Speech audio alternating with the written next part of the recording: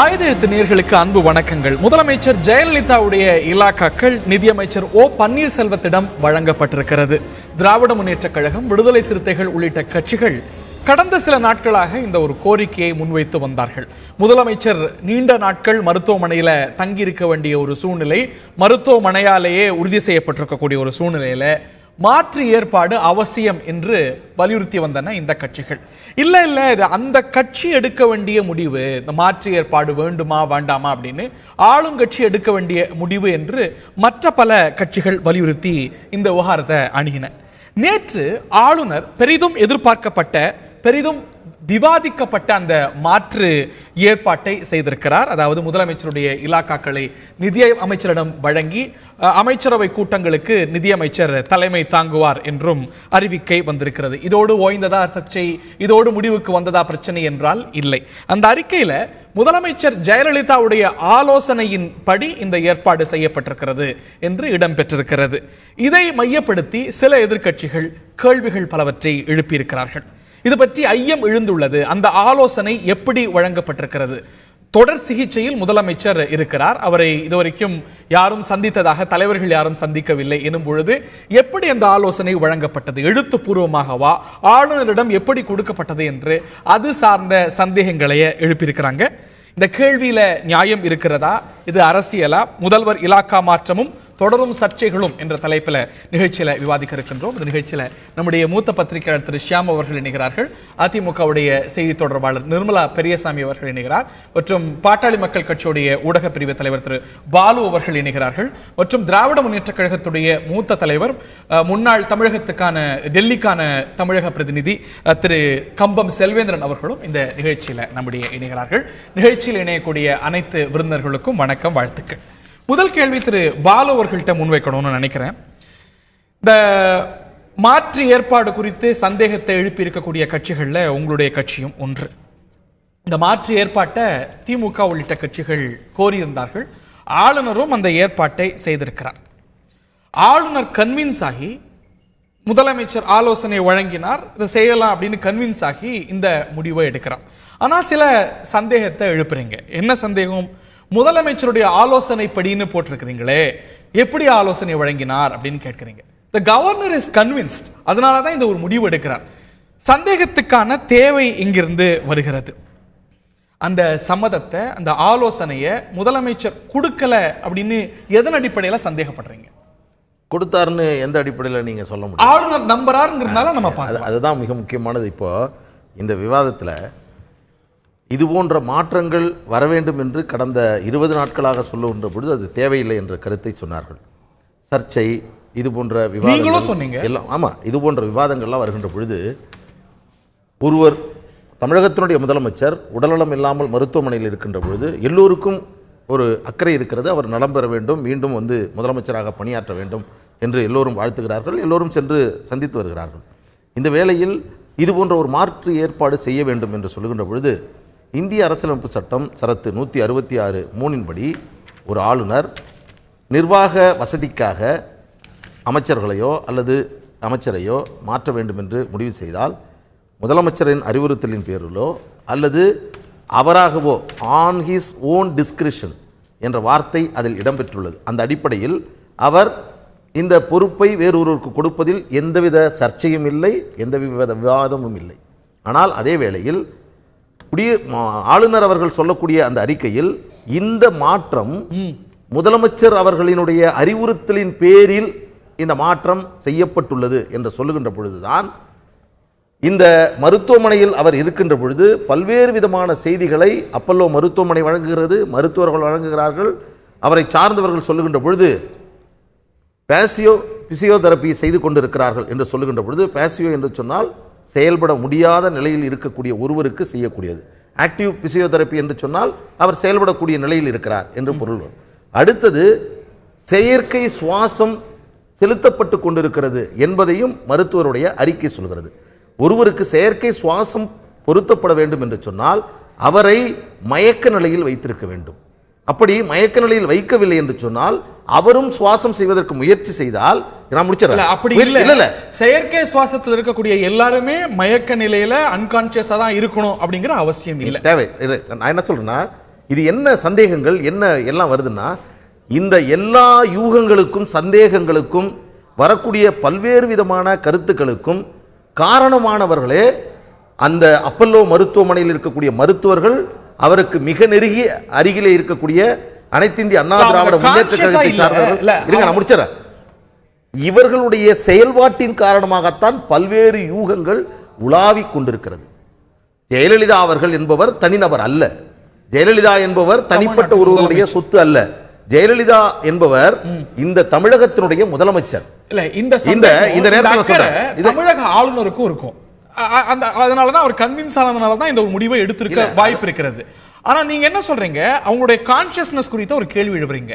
நேற்றெல்லாம் வரக்கூடிய செய்தி அவங்க பேசக்கூடிய நிலையில தான் இருக்கிறாங்கன்னு, அதை ஏன் நீங்க நம்ப மறுக்கிறீங்க? இல்ல, அது நான் இப்ப என்ன முக்கியமா நான் சொல்றேன்னா, தமிழகத்தில் ஒரு செய்தி மருத்துவமனையில் ஜெயலலிதா அவர்கள் இருக்கின்ற பொழுது மிக கவனமாக இந்த செய்திகளை நாம் பரிமாறிக்கொள்ள வேண்டும். எந்த விதத்திலும் அவருடைய உடல்நலக் குறைவு காரணமான விமர்சனமாக இந்த விவாதம் மாறிவிடக் கூடாது என்பதில் நான் மிக கவனமாக இருக்கிறேன். ஆனால் அதே வேளையில் இது போன்ற சர்ச்சைகள் உருவாகின்ற பொழுது, இது போன்ற பிரச்சனைகள் வருகின்ற பொழுது இதற்கு காரணமானவர்கள் யார் என்பதை நீங்கள் தயவு செய்து யோசித்து பார்க்க வேண்டும். முதலில் சாதாரணமான உடல்நலக் குறைவின் காரணமாக மருத்துவமனைக்கு செல்கிறார். பிறகு அவருடைய உடல்நலம் பாதிக்கப்பட்டதின் காரணமாக அடுத்த நிலைக்கு செல்கிறார். பல்வேறு நாடுகள் அந்த ஆலோசனை அவங்க வழங்கலன்னு எப்படி முடிவுக்கு அதுதான் மிக முக்கியமானது. இந்த நேரத்தில் கடந்த 20 நாட்களாக முதல்வர் அவர்களை சந்தித்த நபர் யார்?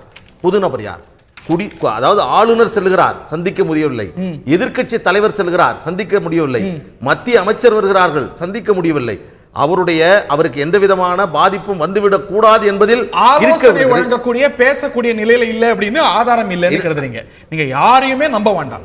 டாக்டர் ராமதாஸ் இந்த சந்தேகத்தை எழுப்பியிருக்கிறார்.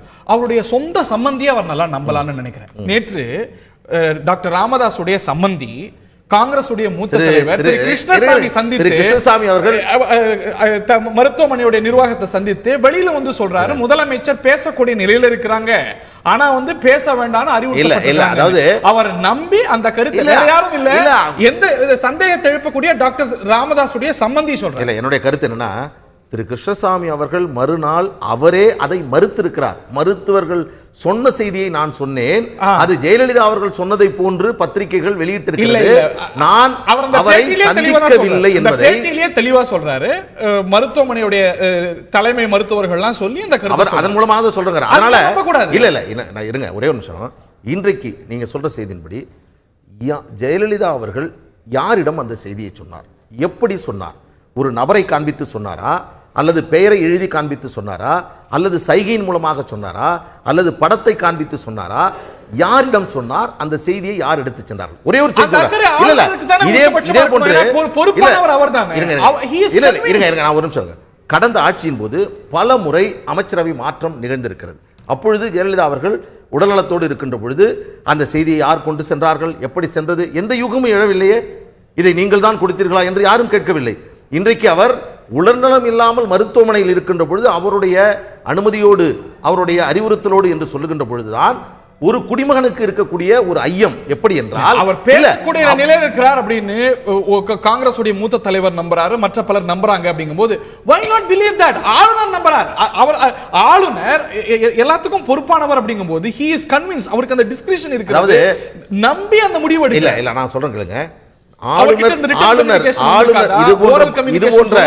இது போன்ற மாற்றங்கள் செய்வதற்கு முதலமைச்சர் நேரடியாகவும் ஆளுநரை சந்திக்கலாம், அல்லது ஒரு தலைமைச் செயலாளர் அல்லது முக்கியமான நபரிடமும் அந்த கடிதத்தை கொடுத்து அனுப்ப முடியும்.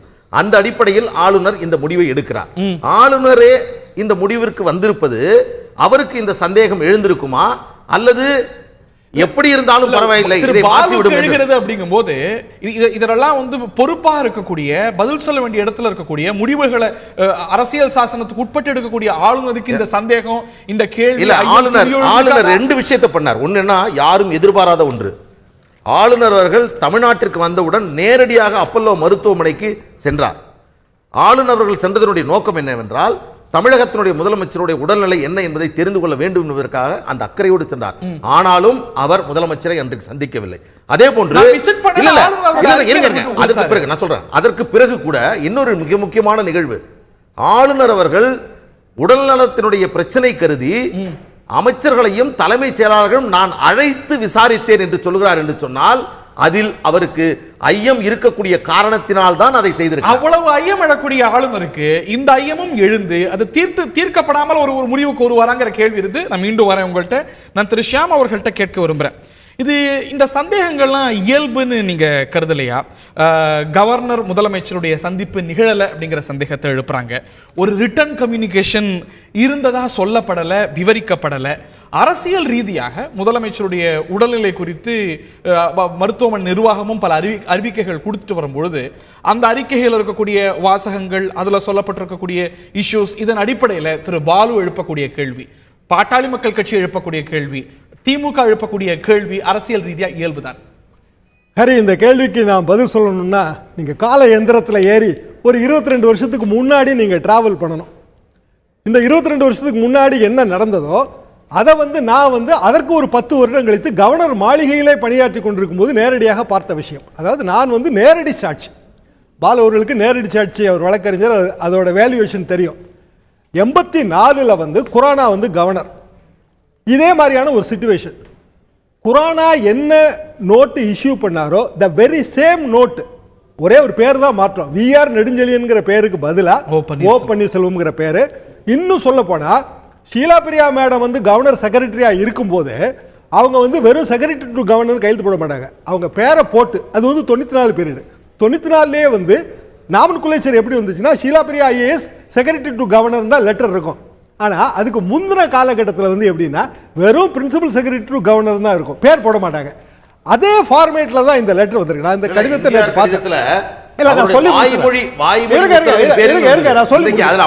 சொல்லி முடிச்சேன். இப்போ இந்த ஃபைல்ஸ் நான் அவுட் ஆஃப் இன்ட்ரெஸ்ட், ஒரு பத்திரிகையாளர் நம்ம இருந்தோமே, அவுட் ஆஃப் இன்ட்ரெஸ்ட் சென்னாரெட்டி கவர்னரா இருக்கும்போது நான் இதை எடுத்து பார்த்தப்ப அது எப்படி இருந்ததுங்கிறத நான் எழுதிட்டு வந்திருக்கிறேன். உங்க அனுமதியோட இதை படிக்க விரும்புறேன். குரானா என்ன சொல்லியிருக்கிறாருன்னா 84ல் constitution is silent on these issues, I am taking legal advice. இது அவர் ஓரத்தில் எழுதியிருக்கிற நோட்டு. அட்வொகேட் ஜெனரல் அட்வைஸ் எடுத்தாருன்னு புரிஞ்சுக்க. அப்புறம் அவர் அட்வொகேட் ஜெனரல் அட்வைஸ் கேட்கிறாரு. அவர் கையில் போட்டிருக்கிறாரு. R Krishnamurthy advocate general. அப்போ சஜஷன், அவர் ஒரு சஜஷன் சொல்றாரு. கேபினெட் மீட்டிங் பண்ண முடியாது, informal meeting of group of ministers பண்ணலாம் இப்படிங்கிறது அவர் சஜஷன். அதுக்கு அடுத்தாப்புல எம்ஜிஆர் உடல்நிலை மோசமாயிருது, அவர் பாரிசவாயுல அஃபெக்ட் ஆகிறாரு, அவரால் பேச முடியல. இதுதான் வெளியில் இருக்கிற நிலைமை. பேச முடியலங்கிறப்ப குரானா இந்த நோட்டிபிகேஷனை இஷ்யூ பண்றாரு. இந்த நோட்டிபிகேஷன் இஷ்யூ பண்ண உடனே இதே சந்தேகங்கள், இப்ப என்னென்ன சந்தேகங்கள் எழுப்பப்பட்டனவோ இந்த சந்தேகங்கள் அப்போது எழுப்பப்பட்டன. சொல்ல போனால் அப்போது எழுப்பியதும் திராவிட முன்னேற்ற கழகம் தான், கலைஞர் தான்.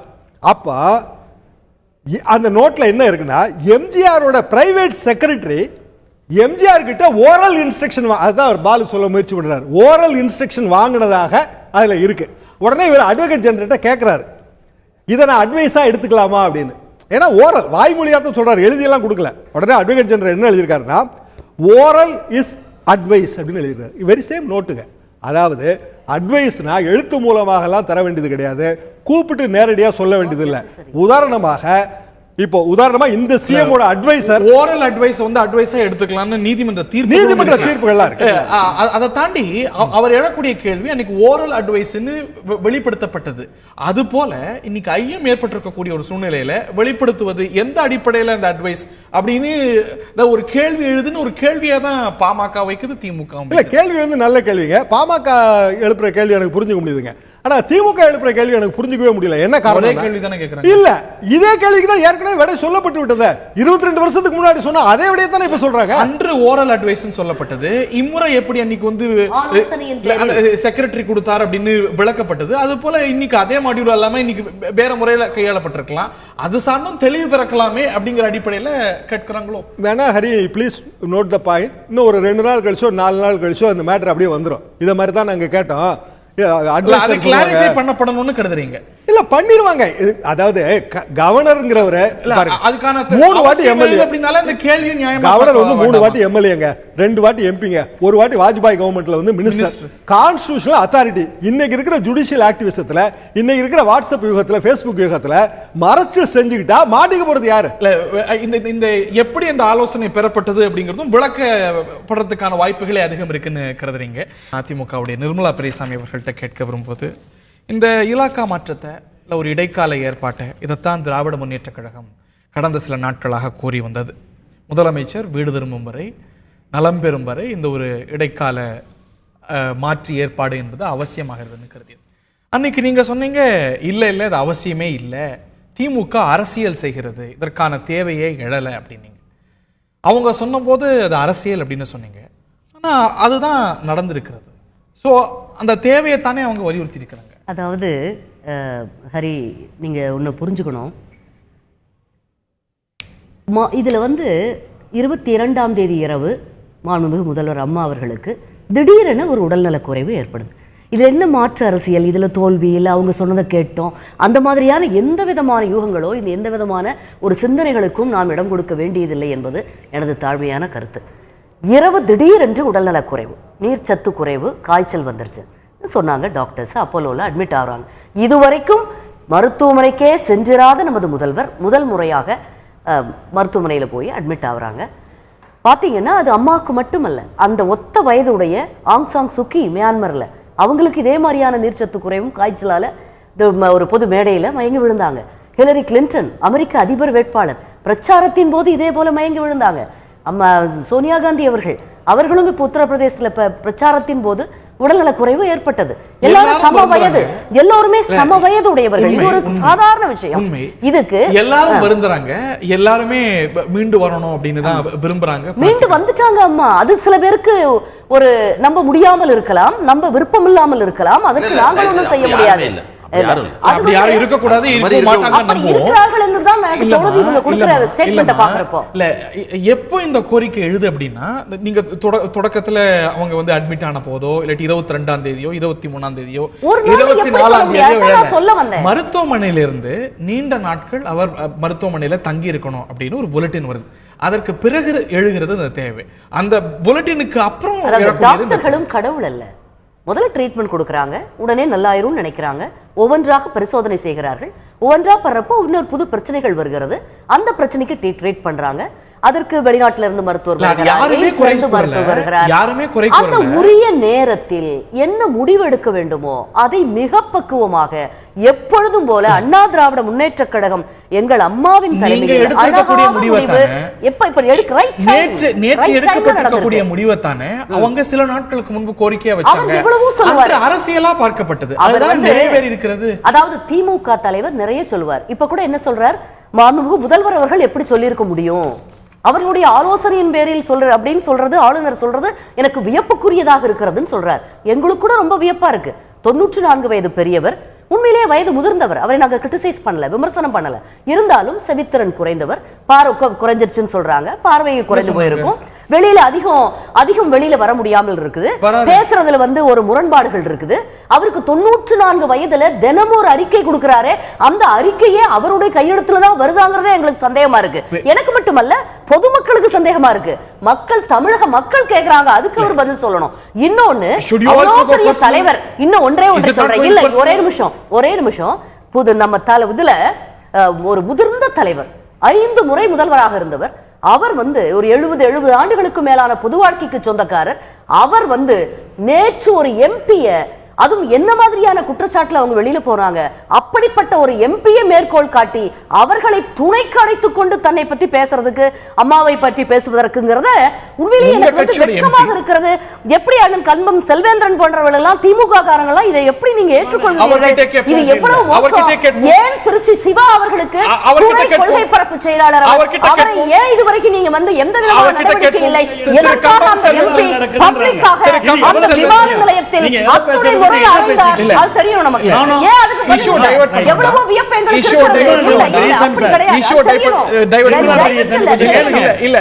சண்டை போட வந்திருக்கீங்க?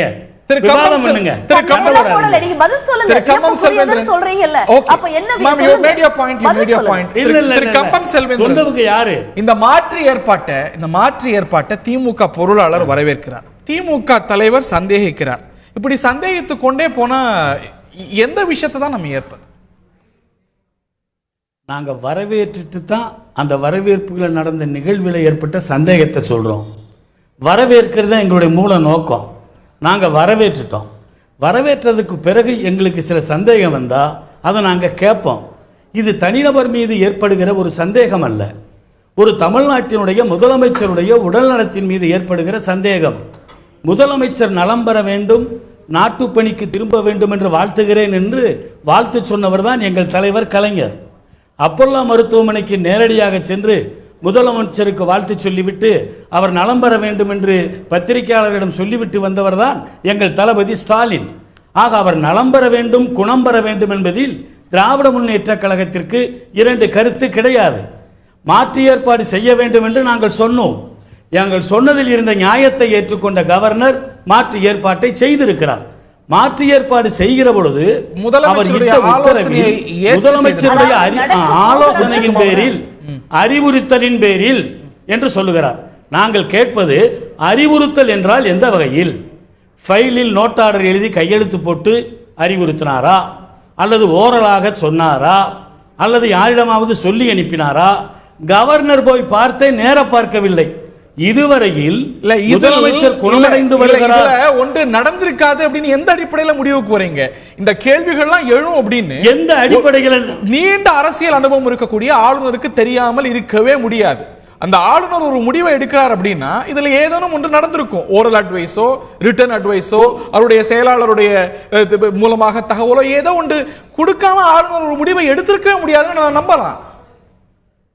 அந்த நம்பிக்கை ஏன் விஷயங்கள்ல ஆளுநர் இல்ல, இது மாதிரி விஷயங்கள்ல ஆளுநர் நடவடிக்கை எடுக்கிறது ராணுவ ரகசியம் இல்ல, இது மக்கள் சந்தேகத்தை போக்க வேண்டிய ஒரு விஷயம். இந்த அம்மையார் முதலமைச்சர் மருத்துவமனையில் அனுமதியான பிறகு 11 மருத்துவ அறிக்கைகளை அப்பல்லோ ஹாஸ்பிட்டல் வழங்கியிருக்கு. முதல் அறிக்கையில் அவங்க சொன்னது வழக்கமான உணவை சாப்பிடுகிறார் சொன்னாங்க. நேற்றைக்கு கொடுத்த அறிக்கையில் அவங்க சொல்றது செயற்கை சுவாச சிகிச்சை அளிக்கப்படுகிறது. செயற்கை சுவாச சிகிச்சை அளிக்கப்படுகிறதுனாலே அது ஒரு மோசமான நிலை இருக்கலாம் என்ற எண்ணம் தான் மக்களுக்கு வரும். இன்னும் சொன்னா லண்டன்ல இருந்து டாக்டர் வர்றாரு, டெல்லி எய்ம்ஸ்ல இருந்து வர்றாங்க. பேஷண்ட் பெரிய டாக்டர் வீட்டுக்கு வந்தாலே பேஷண்ட் மோசம் தான் சந்தேகப்பட முடியும். எப்படி நீங்க சந்தேகப்படுறீங்கன்னு கேட்கலாம். இன்னைக்கு மருத்துவம் எவ்வளவு வளர்ந்திருக்கு. நீங்க தனியார் மருத்துவமனையில உங்களுடைய தலைவரும் அனுமதிக்கப்பட்டிருக்கிறாரு. இன்னைக்கு உடல்நிலையில ஏற்பட்டிருக்கக்கூடிய முன்னேற்றம் குறித்து தொடர்ந்து விளக்கப்பட்டு வருது. நேற்றுக்கு தலைவர்கள் போயிருக்கிறாங்க, அதுக்கு முந்தின நாள் கவர்னர், சீஃப் மினிஸ்டர் எல்லாம் போயிருக்கிறாங்க. எல்லோரிடமும் மருத்துவமனை நிர்வாகம் விளக்கி இருக்கிறது அவங்க உடல்நிலையில நல்ல சீரான முன்னேற்றம் ஏற்பட்டிருக்கு அப்படின்னு. அதைத்தானே நம்ம சந்தேகிச்சுட்டே போனா எப்படி? Mister Hari 1 minute please. முதலமைச்சரை பார்க்க வந்தவங்க சாதாரணமானவங்க இல்ல. எதிர்க்கட்சி தலைவர் பொறுப்போட வந்து பார்த்திருக்காரு. பக்கத்து மாநிலத்தினுடைய கவர்னர் சதாசிவம் வந்திருக்காரு. அந்த கேரள மாநிலத்தினுடைய முதலமைச்சர் பினராயி வந்திருக்காரு. மத்திய அமைச்சர்கள் வந்திருக்காங்க.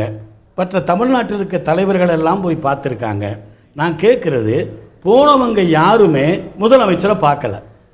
முதலமைச்சர் இருக்கிற அறைக்கு பக்கத்தறையில் அமைச்சர்களை தான் பார்க்கிறாங்க. எல்லாருக்குமா கேளுங்க, சிசியூல இருக்கக்கூடிய ஒரு பேஷண்ட் இயல்பா எல்லாரும் பார்த்து ஒரு 20 பேர் வந்தாங்க அப்படின்னா வந்தாங்கங்கிற காரணத்துக்காகவே அது முதலமைச்சராக இருந்தாலும் சாதாரண மனிதராக இருந்தாலும் மருத்துவமனை அனுமதிக்காது.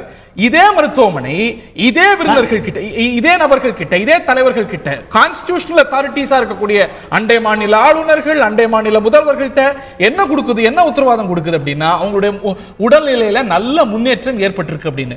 நேற்று போன முன்னாள் நாடாளுமன்ற உறுப்பினர் கிட்ட பேசுறதுக்கு தயாராக இருக்கிறார். நாங்க தான் அட்வைஸ் பண்ணிருக்கிறோம், பேச வேண்டாம், ஸ்ட்ரெயின் பண்ண வேண்டாம், அதெல்லாம் ஏத்துக்கவே மாட்டோம். ஆனா வந்து ஒரு விஷயத்தை செலக்டிவா பிடிச்சிட்டோம் அப்படின்னா அதோட அர்த்தம் என்ன, அதோட நோக்கம் என்னன்னு இயல்பா பார்க்கப்படும் தானே. நான் சொல்றது கேளுங்க. இதில் உள்நோக்கம் கற்பிக்க வேண்டிய அவசியம் திராவிட முன்னேற்ற கழகத்திற்கோ கழக தலைவர் கலைஞருக்கோ தளபதிக்கோ இல்லை. அந்த அம்மையார் குணமடைய வேண்டும் என்று தான் நாங்களும் விரும்புகிறோம். என்னைக்கும் கலைஞர் வந்து ஒரு நட்பு ரீதியான அரசியல் பண்ணி பழகினவரை தவிர ஒரு பகைமையான அரசியல் பண்ணுறது அவருக்கு தெரியாது. அவர் ஒரு பெரிய மனிதர், இந்த நாட்டின் மூத்த தலைவர். அவர் பாசத்தோட விந்தையா இருக்கிறது. முதலமைச்சர் யாருமே பார்க்கல அப்படிங்கிறீங்க. ஆளுநர் அந்த அறைக்கு போய் பார்த்திருக்கிறார், அந்த அறிக்கையில உறுதி செய்திருக்கிறார். மற்றவர்கள் எல்லோரும் முன்னேற்றம் இருக்கிறத உறுதி செய்யறாங்க மருத்துவமனை நிர்வாகம் சொல்லி. should we not accept something? ஆளுநர் அறைக்குள் சென்று முதலமைச்சரை நேரடியாக சந்தித்தேன் எப்ப சொன்னாரு? I visited the ward where the chief minister is taking treatment என்று இல்ல எப்ப சொல்லிருக்கார். சொன்னாரு? நோ வார்டுக்கு போனோம்ன்றது வேற. இங்க கேளுங்க. ஒரு சூட் ரூம்ல வந்து அந்த சூட் ரூமோட மெயின் டோரை திறந்துட்டு உள்ள போயிட்டாலே வார்டுக்கு போன மாதிரி அர்த்தம். இல்ல அவரை கூட நீங்க நம்ப வேண்டாம். உங்க கூட்டணி கட்சியுடைய தலைவர், உங்க கூட்டணி கட்சியுடைய மூத்த தலைவர், முன்னாள் நாடாளுமன்ற உறுப்பினர், அவர் நேற்று சொல்கிறார் மருத்துவமனை நிர்வாகம் என்னிடம் உறுதி சொன்னது, அவங்களோட வந்து பேசுற நிலையில இருக்கிறாங்க, நாங்க தான் ஸ்டெயின் பண்ண வேண்டாம் ரிஸ்டெயின் பண்ணிருக்கிறோம் அப்படின்னு மருத்துவமனை நிர்வாகம் சொன்னதா. வேற யாரும் இல்ல, அவங்க அதிமுக கட்சியை சேர்ந்தவங்க இல்ல, உங்களுடைய கூட்டணி கட்சியுடைய மூத்த தலைவர் ஒருவர் சொல்கிறார். எதையுமே ஏற்க மாட்டோம். உங்களுக்கு எழக்கூடிய சந்தேகம் இருக்கும், அதெல்லாம் சாட்டிஸ்ஃபை பண்ணாம அந்த முடிவுக்கு வந்திருப்பார். இங்க கேளுங்க, நான் சொல்றதை கேட்டுட்டு பேசுங்க. நீங்க வாழ பண்ற மாதிரியே பேச ஆரம்பிக்கிறீங்க. நான் சொல்றதை கேளுங்க. நாங்க வந்து அந்த அம்மையார் குணமடைகிறதுல தவறு பொய் சொல்றாங்கன்னு சொன்னோமா? அந்த அம்மையார் குணம் அடையல, அந்த சந்தேகம் பொய் சொல்றாங்கன்னு சொன்னோமா?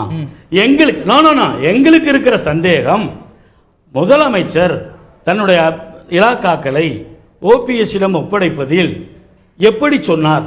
கையெழுத்திட்டு சொன்னாரா, ஓரலா சொன்னாரா, உடன் இருக்கிற சசிகலா நடராஜன் அவர்கள் மூலமாக சொல்லி எப்படி சொன்னார்?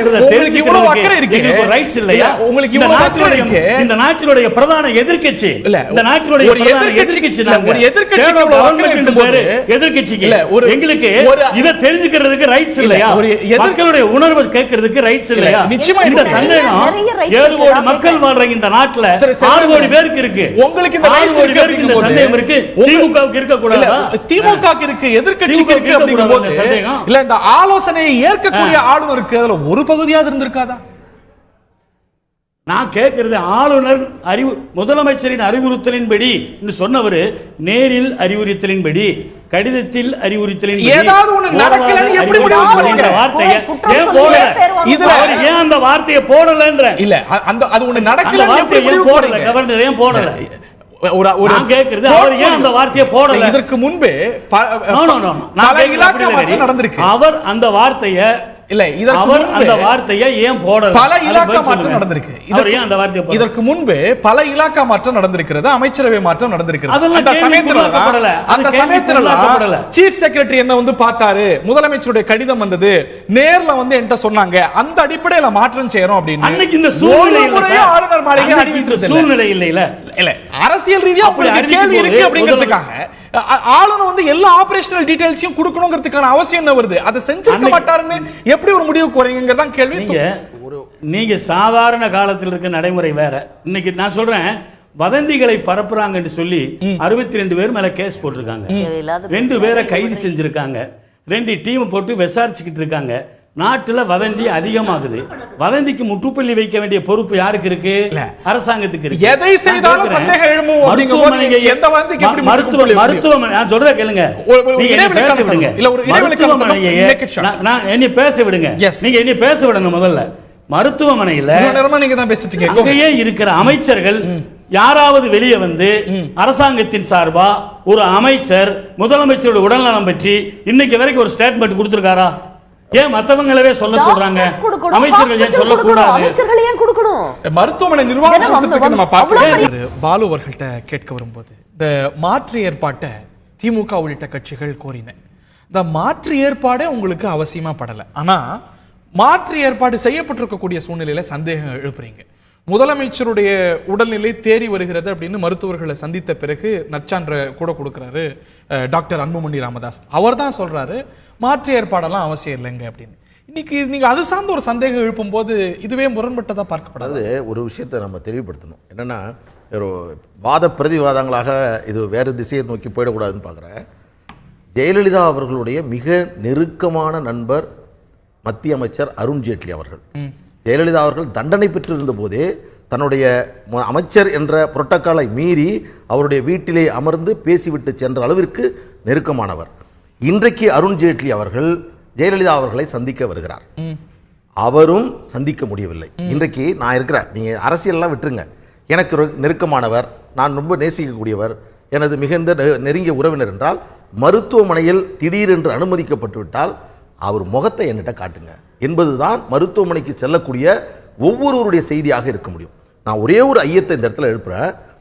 ஜெயலலிதா அவர்களால் பல முறை முதலமைச்சர் வாய்ப்பு வழங்கிய, இப்பொழுதும் கூட முதலமைச்சர் அந்த பொறுப்பை கவனித்துக் கொண்டிருக்கக்கூடிய ஓ பன்னீர்செல்வம் அவர்கள் ஜெயலலிதா அவர்களை கடந்த 20 நாட்களாக சந்தித்தாரா? இது என்னுடைய கேள்வி. இதற்கு இருங்க, நான் முடிச்சறேன். எல்லார் வீட்லயும் ஒருத்தங்களுக்கு உடம்பு சரியாம போகும். இல்ல என்னுடைய வீட்ல இல்ல உடம்பு சரியாம போன போது, இது போன்ற ஒரு சிசிஓல இருந்த போது வெகு சிலருக்கு மட்டும் வெகு ரேரான சந்தர்ப்பங்கள்ல மட்டும் தான் ஆக்சஸ் கொடுப்பாங்க. ஒரு நாளைக்கு 10-20 தலைவர்கள், மூத்த தலைவர்கள், இதய அறுவை சிகிச்சை, மூளை அறுவை சிகிச்சை போன்ற மிக மிக மிக ஒரு சிக்கலான அறுவை சிகிச்சை செய்கின்ற போது கூட ஒரு நாளைக்கு அரை மணி நேரம் ஒருவருக்கு மட்டும், அவரோட மிக நெருக்கமானவர், மனைவி, கணவர், குழந்தை என்று சொல்லக்கூடிய யாராவது ஒருவருக்கு தான் வாய்ப்பு பல்வேறு விதமான உடைகளை அணிந்து உள்ளே சென்று பார்க்கக்கூடிய அனுப்பு. இதே போன்று தமிழ்நாட்டில் அம்மா என்று தெய்வமாக நினைக்கக்கூடிய கோடான கோடி தொண்டர்களை கொண்டிருக்கக்கூடிய ஜெயலலிதா அவர்களை 20 நாட்களாக ஒருவர் கூட பார்க்க முடியாத நிலையில் வைத்திருக்கிறார்கள் என்று சொன்னார். இல்ல நீங்க சொல்லிடுங்க, நான் பேசுறேன். ஏன்னா பார்த்திருக்கிறார் என்று சொல்வதில்லை. இன்றைக்கு கூட அருண் ஜேட்லி அவர்கள் வெளியே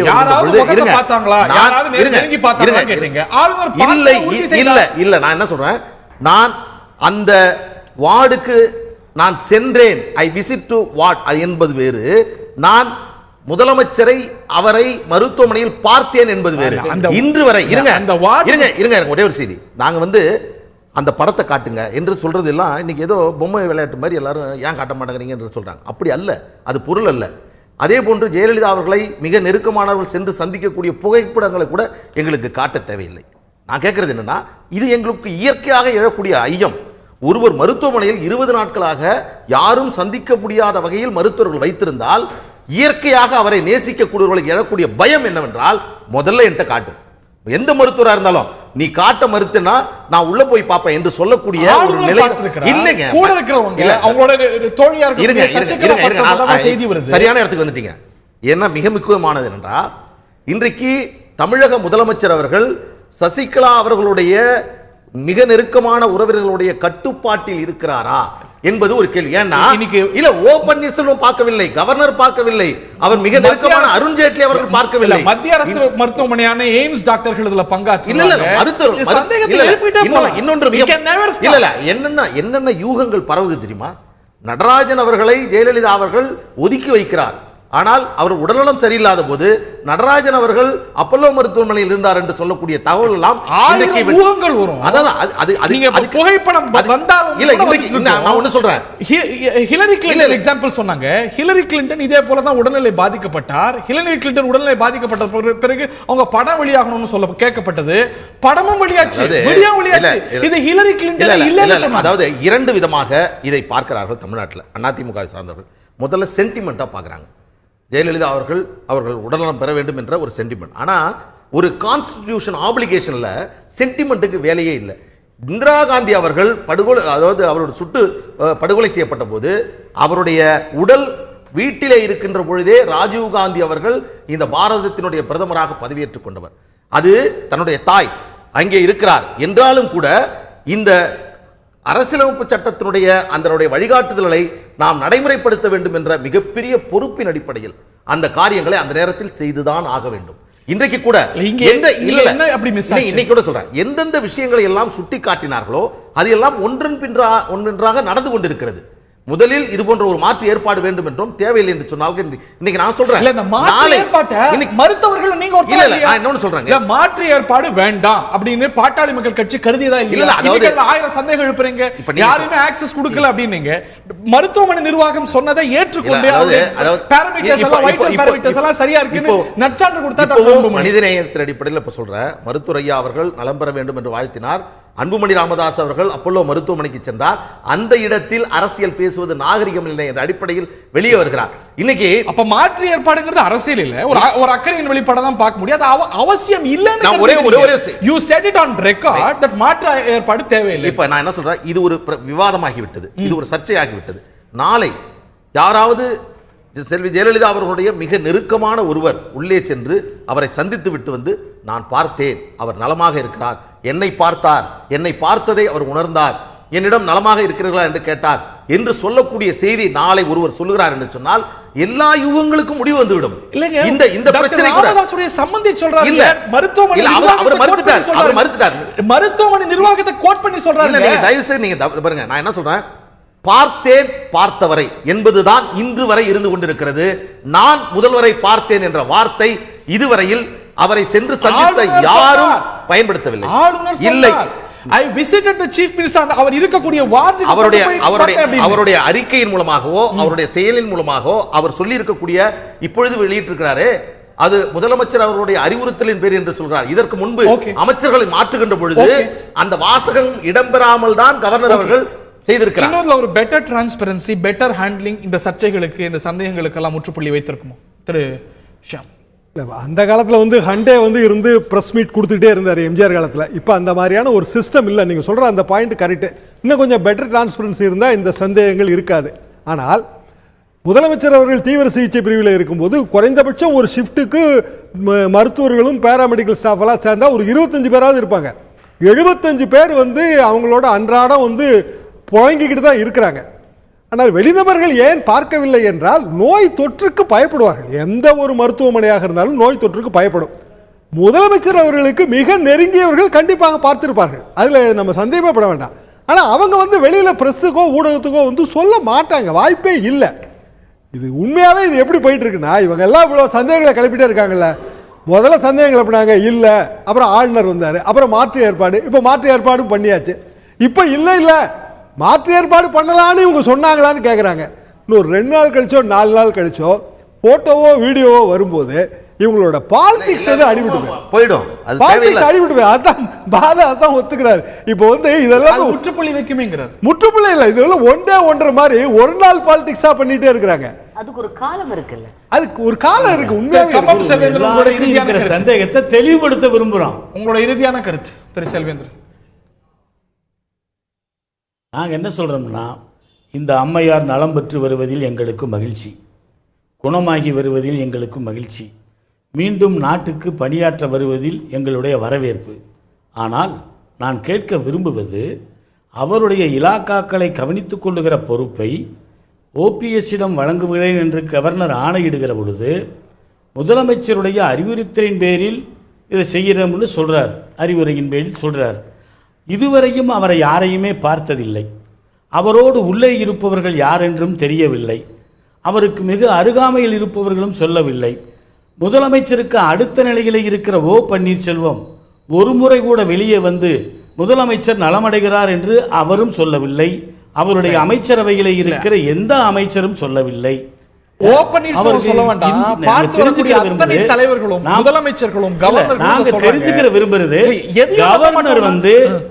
கவர்னர் வந்து முதலமைச்சருடைய அறிவுறுத்தலின்படி இலாக்கா மாற்றம் நடைபெறுகிறது சொன்னாரு. அவர் பார்த்தாரான்னா இல்ல, நீங்க பார்த்தாரு. அவருடைய ஸ்டேட்மெண்ட்ல எங்கேயாவது பார்த்ததா சொல்லி இருக்காரா? எடுத்து வாசிங்க, நாங்க கேட்டுக்கிறோம். கடந்த நேரடியாக சொன்னாரா, சமிக்கையில் சொன்னாரா? நான் சொல்ல, சசிகலா புஷ்பா வந்து கையெழுத்து போட்டு போலி கையெழுத்து போட்டு அரசாங்கத்தை ஏமாத்துறாங்கன்னு அதிமுக எம்பி ஒரு பயங்கரமான குற்றச்சாட்டை வைக்கிறார். யார் மாதிரி? சாதாரண ஆளுக மாதிரி போலி கையெழுத்து இல்ல, முதலமைச்சர் மாதிரி. முதலமைச்சருடைய கையெழுத்தை மற்றவர்கள் ஏமாற்று அரசியல் நடத்துகிறார்கள்.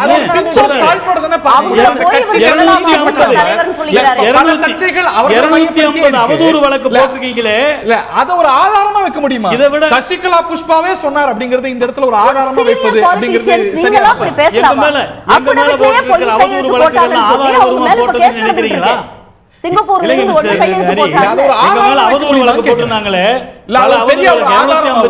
அவதூறு வழக்கு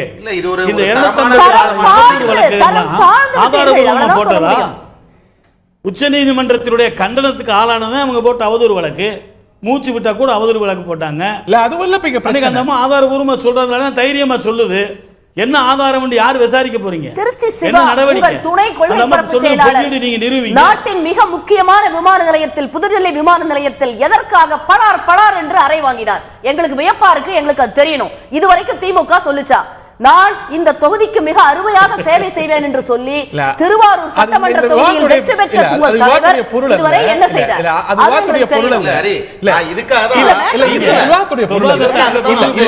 இது போன்ற விவாதத்தை கொண்டு போனா நாங்க மாத்தி பேசினா அது நல்லா இல்லாம போயிடும்.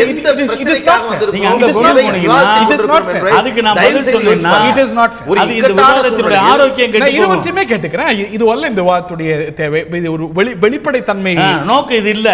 வெளிப்படை கொண்டு போகாதீங்க. இது இல்ல நோக்கம். ஓகே, ஒரு வெளிப்படைத்தன்மை இருக்கணும். ஒரு தெரிந்துக்கிறதுக்காக தான் கேட்கிறோம். ஒரே பாயிண்ட் அவசியம் அப்படிங்கிறது அண்டர் தி அட்வைஸ் எப்படி வருதுன்னு செல்வேந்திரன் கேக்குறாரு. அண்டர் தி அட்வைஸ் வந்து அட்வைஸ் நேரா கொடுக்க வேண்டியதே இல்ல. பழைய உதாரணமே இருக்குது. என்ன உதாரணம்னா ஓரலா சொன்னாலே போதும். அதுக்கு நோட் ஃபைல் இருக்குல்ல. அல்ல அது ஓரலா யாரு கிட்ட சொன்னாங்க? அது விளக்கப்பட்ட சரியா அவசியம் இல்ல. ஓரலா யாரு கிட்ட சொன்னாங்க? ஆளுநர் வந்து அண்டர் தி அட்வைஸ் சொல்லிட்டாங்க. அவ்வளவுதான். திருமதி நிர்மலா அதை வெளிப்படையா விளக்குவது அப்படிங்கிறது இந்த சர்ச்சைகளுக்கு ஓரளவுக்கு முற்றுப்புள்ளி வைக்குமோ? கேட்பாங்க. டாக்டர் சுப்பிரமணியன் சுவாமி ஒண்ணு சொல்லுவாங்க, திமுக தலைவர் ஒண்ணு சொல்லுவாரு, இங்க திருமாவளவன் அண்ணன் அவர்களும் ஒண்ணு சொல்லுவாங்க, டாக்டர் ராமதாஸ் ஐயா அவர்கள் ஒண்ணு சொல்லுவாங்க. எல்லாத்துக்கும் நம்ம பதில் சொல்லி, அதாவது என்ன நடக்க வேண்டுமோ அது அப்படியே ஒரு சீக்வன்ஸாக கரெக்டாக மிகச்சரியாக நடந்து கொண்டிருக்கிறது. இவர்கள் கேட்கும் எல்லாம் நடக்க போகுதுன்னு தெரிஞ்சுக்கிட்டு 2-3 நாட்களுக்கு முன்பு உடனடியாக அறிக்கை கொடுக்கிறது திமுகவோட பழக்கம். சென்ற தேர்தல் இருந்து அவங்க அதைத்தான் செய்யறாங்க. இல்ல இந்த நினைத்தார்கள். இப்ப அவசியம் இன்னும் கொஞ்ச நாள் ரெஸ்ட்ல ஓய்வுல இருக்கணும் முதல்வர் அவர்கள் அப்படின்னு டாக்டர் சொல்றப்ப அதை செய்யறாங்க.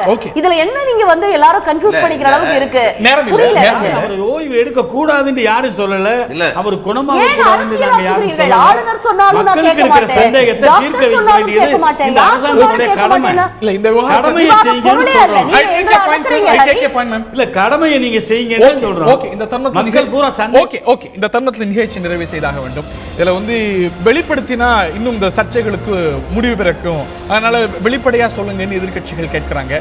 ஆளுநர் விளக்க வேண்டியதை விளக்கி இருக்கிறார். இதுல சர்ச்சைக்குரிய எந்த விஷயமும் இல்லை என்று ஆளும் தரப்பு சொல்கிறது. இந்த சர்ச்சைகள் எல்லாம் விரைவில் முடிவுக்கு வந்து முதலமைச்சர் பரிபூர்ண நலன் அடைய வேண்டும் அப்படிங்கிறது தான் எல்லாருடைய நோக்கமாக இருக்க வேண்டும். அது நடக்க வேண்டும். அதுதான் இந்த ஒரு சர்ச்சைகளுக்கெல்லாம் ஒரு முற்றுப்புள்ளி. அதை எதிர்பார்ப்போம். இந்த நிகழ்ச்சியில் பங்கு கொண்ட விருந்தினர்கள் அனைவருக்கும், பார்த்த நேயர்களுக்கும் நன்றி. இன்னும் நிகழ்ச்சியில் சந்திப்போம். வணக்கம்.